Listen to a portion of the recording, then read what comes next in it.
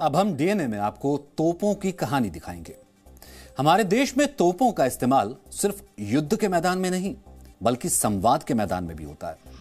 ज्यादा तोप मत बनो, या तुमने कोई तोप नहीं मार दी, या फिर तुम कहीं के तोपची हो क्या, ऐसी लाइनों का इस्तेमाल आपने भी कभी ना कभी किया होगा। भारत में तोप के शाब्दिक मायने भी हैं और युद्ध के मैदान में भी इसकी ताकत किसी से कम नहीं होती। भारत की पहली आर्टिलरी रेजिमेंट की स्थापना 28 सितंबर 1827 को यानी 194 साल पहले हुई थी, जिसका नाम था 5 बॉम्बे माउंटेन बैटरी। आर्टिलरी का अर्थ होता है तोप खाना, यानी यह भारत में तोप खाने से जुड़ी पहली रेजिमेंट थी। ब्रिटिश सरकार ने इसे तब 2.5 यानी 2.5 इंच की आर्टिलरी गन सौंपी थी, लेकिन समय के साथ साथ इसका दायरा भी बढ़ गया और इसे आधुनिक भी बनाया गया।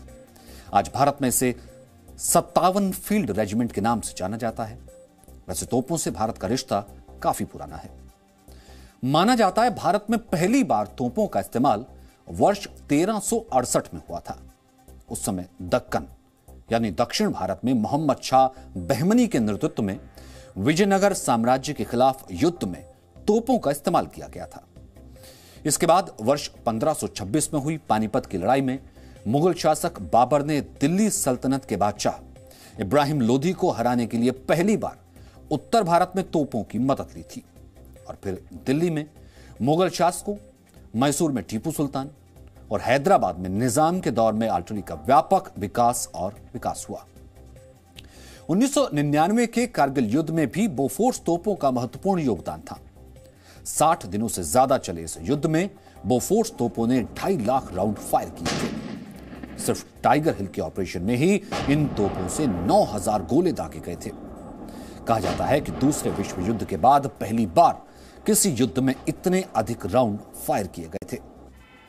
आज हमने महाराष्ट्र के स्कूल ऑफ आर्टिलरी से एक आपको स्पेशल रिपोर्ट तैयार की है, जो आपको भारत में तोपों की कहानी के साथ साथ इसकी ताकत के बारे में भी बताएगी।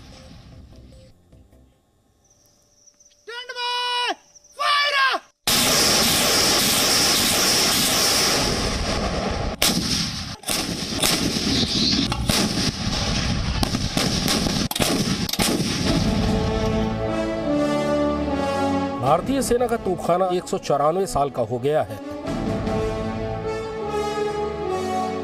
कहा जाता है कि युद्ध के मैदान में ताकतवर तोप जीत की गारंटी होती है। दुश्मन की सारी होप खत्म हो जाती है जब तोप अपनी ताकत दिखाती है।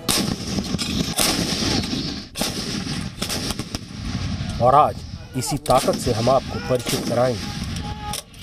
कहते हैं कि अपनी कम तादाद के बावजूद बाबर इब्राहिम लोदी से पानीपत की पहली लड़ाई में इसलिए जीता क्योंकि उसके पास तोपें थीं। नेपोलियन बोनापार्ट की एक के बाद एक जीतों के पीछे मुख्य वजह आर्टिलरी यानी तोपखाने को बताया जाता है।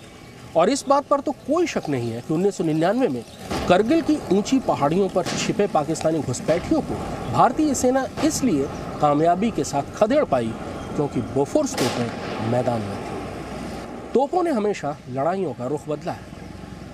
भारतीय सेना का तोपखाना लगातार आधुनिक हो रहा है।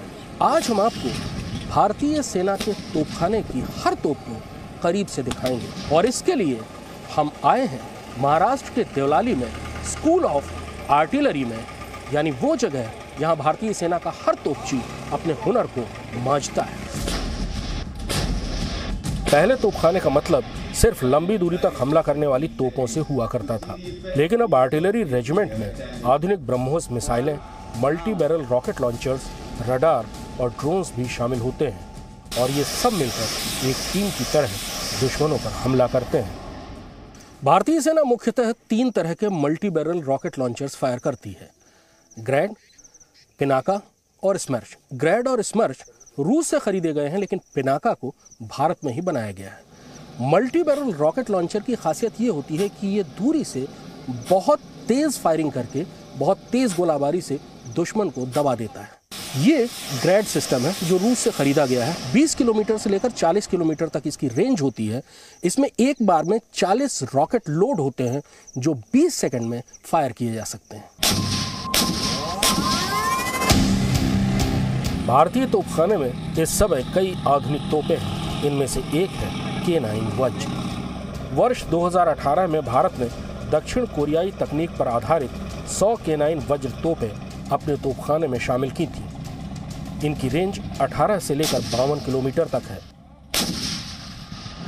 और इसमें टैंकों की तरह ट्रैक लगे हुए हैं, जिससे ये किसी भी तरह के मैदान में चल सकती हैं। यह है भारतीय सेना के तोपखाने में शामिल हुआ सबसे नया हथियार, सेल्फ प्रोपेल्ड आर्टिलरी K9 वज्र।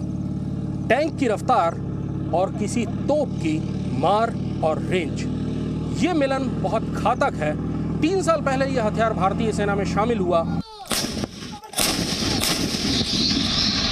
अब आप भारतीय तोपखाने की सबसे हल्की तोप देखिए, जिसकी रेंज 17 किलोमीटर है और इन्हें खासतौर पर LOC पर सीधी फायरिंग के लिए इस्तेमाल किया जाता है। जब भी आप ये खबरें सुनते हैं कि लाइन ऑफ कंट्रोल यानी पाकिस्तान की सरहद पर गोलाबारी हुई और भारतीय गोलाबारी में दुश्मन के इतने बंकर या फौजी ठिकाने तबाह हुए, तो अक्सर यही गन फायर कर रही होती है।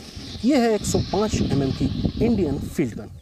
ये डायरेक्ट फायर भी करती है और इनडायरेक्ट फायर भी। डायरेक्ट फायर में दुश्मन के ठिकाने को टेलीस्कोप पर देखकर उसे तबाह किया जाता है।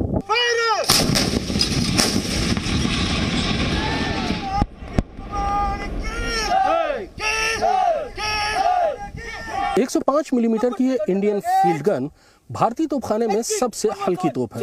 वजन लगभग 3.5 टन के आसपास है। रेंज 17 किलोमीटर है, लेकिन डायरेक्ट फायर में इसकी रेंज तकरीबन 1 किलोमीटर होती है।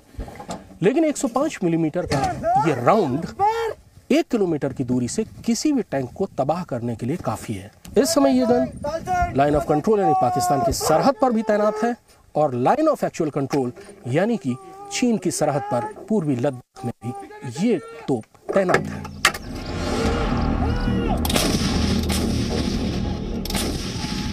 पहाड़ी इलाकों में जिन तोपों को सबसे ज्यादा सफल माना जाता है, उनमें से एक है M777 हॉविट्जर तोप।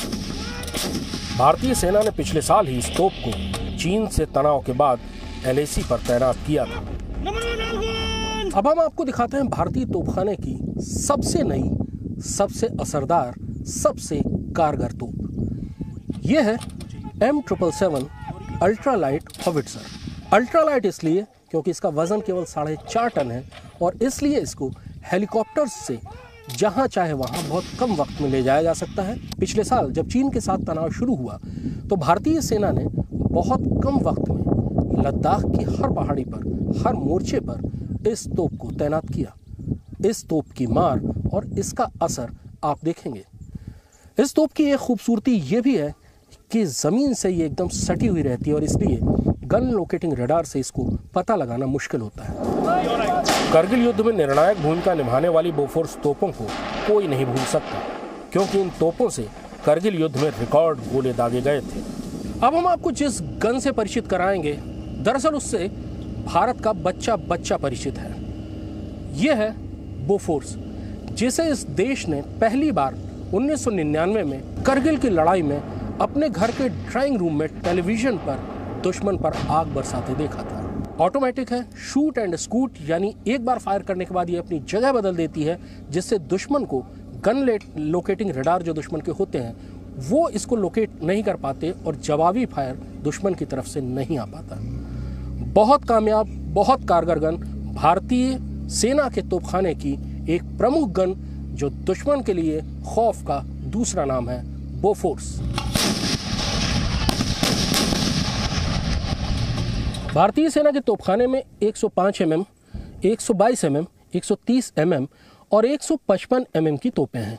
हाल के दिनों में 155 mm की वज्र और M777 अल्ट्रालाइट हॉविट्जर तोपखाने में शामिल की गई हैं। इससे पहले 155 mm की गन केवल बोफोर्स होती थी।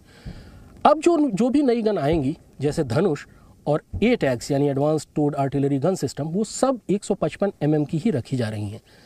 इसके पीछे सोच ये है कि 155 mm की गन न केवल बहुत ज़्यादा फायर पावर देती हैं, बहुत ज़्यादा तबाही मचाती हैं, बल्कि एक जैसे कैलिबर का एम्यूनिशन सप्लाई करने में आसानी होती है। 194 साल का भारतीय तोपखाना लगातार आधुनिक होता जा रहा है। भारतीय सेना के तोपखाने का इज्जत व इकबाल बुलंदी पर है। कृष्ण मोहन मिश्रा, जी मीडिया, देवलाली, महाराष्ट्र। एक वक्त वो भी था जब तोप राजनीति का हथियार बन जाती थी। बोफोर्स घोटाला हुआ था जिसमें राजीव गांधी का नाम भी सामने आया था, लेकिन उस कमी को दूर किया गया और अब वक्त ही आ गया है कि मिसाइल और बम के जमाने में तोप अब सबसे बड़ी होप है भारत की सुरक्षा की। हम उम्मीद है कि ये रिपोर्ट देखकर आज आप भी भारत के तोपचियों को सलामी देंगे, क्योंकि भारतीय तोपों की ताकत का सामना करना आज भी भारत के दुश्मनों के लिए किसी बुरे सपने से कम नहीं।